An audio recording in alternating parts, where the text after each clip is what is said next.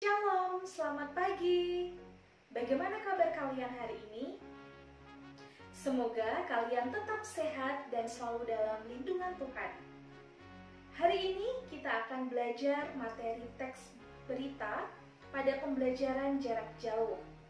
Pada materi sebelumnya kalian sudah belajar mengenai pengertian berita, ciri-ciri teks berita, jenis-jenis teks berita, unsur-unsur teks berita atau yang biasa disebut adik simba, dan langkah-langkah menyimpulkan teks berita. Kompetensi dasar yang akan kita gunakan pada pertemuan hari ini yaitu 3.2, menelaah struktur dan kebahasaan teks berita.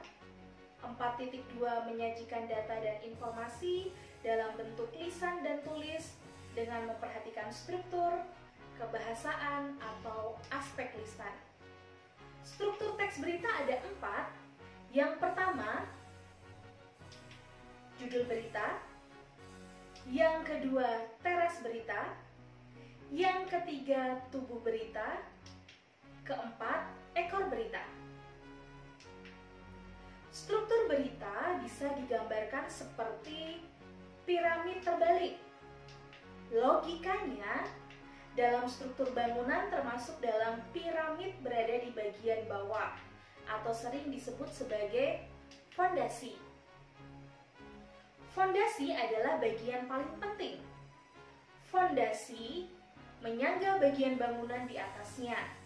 Dalam struktur tulisan piramida terbalik, posisi fondasi berada di atas. Artinya, struktur ini mengisyaratkan kita untuk meletakkan isi terpenting di bagian penting atau di bagian paling awal tulisan. Struktur yang pertama, judul berita, merupakan kata kunci yang mewakili isi berita. Judul juga akan dibuat semenarik mungkin agar pembaca tertarik untuk membacanya. Contoh, risiko olahraga di masa pandemi COVID-19. Struktur kedua, teras berita, sering disebut sebagai kepala berita. Teras berita merupakan bagian penting dalam berita karena di dalam teras berita terangkum inti dari keseluruhan isi berita. Penulisan adik simba pada berita umumnya tertulis pada teras berita. Teras berita setidaknya mengandung jawaban apa, siapa, kapan, dan di mana. Jika teras berita terdiri dari 2 kalimat, berarti kalimat pertama harus berisi kunci pemikiran, sedangkan kalimat kedua berisi faktor penting lainnya.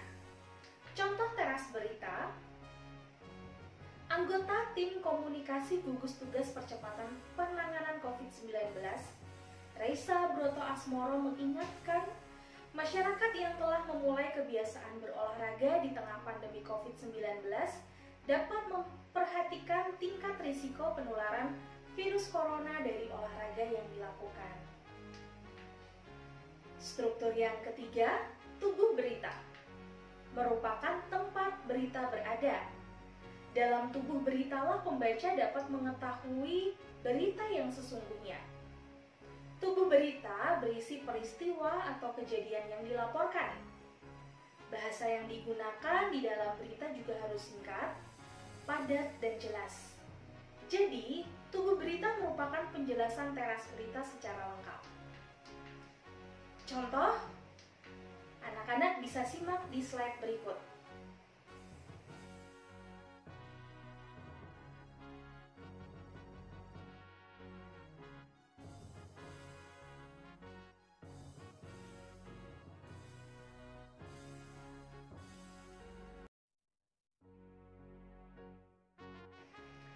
Struktur yang keempat, ekor berita, merupakan informasi tambahan.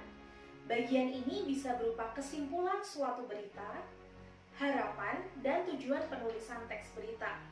Contoh, mari perangi virus corona bersama-sama dengan tetap menjaga kesehatan, jaga jarak, dan selalu memakai masker di tempat umum. Kebahasaan teks berita yang pertama, penggunaan verba transitif dan pewarta. Kedua, penggunaan bahasa yang bersifat standar atau baku.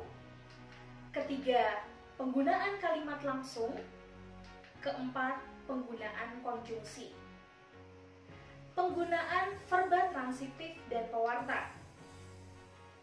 Verba transitif memerlukan dua nomina, satu sebagai subjek dan satunya lagi sebagai objek. Contoh satu, petugas keamanan menertibkan tempat-tempat yang sering dipakai untuk berkerumun. Contoh kedua, Alexander menemukan cara-cara untuk bertahan pada situasi pandemi. Verba transitif berada pada kata menertibkan dan menemukan. Verba pewarta dipakai untuk mengidentifikasi suatu percakapan. Contoh pertama, Timothy Carlin mengatakan bahwa gaya busana pada situasi pandemi ini cenderung memakai warna tidak mencolok dan lebih sederhana. Contoh kedua, Yohana menjelaskan bahwa risiko penularan virus corona lewat air ketika berenang sangatlah rendah. Yang perlu dikhawatirkan adalah risiko penularan antar manusia yang mengunjungi tempat tersebut. Adapun verba pewarta pada kata mengatakan bahwa dan menjelaskan bahwa. Penggunaan bahasa yang bersifat standar atau baku akan lebih dipahami oleh masyarakat.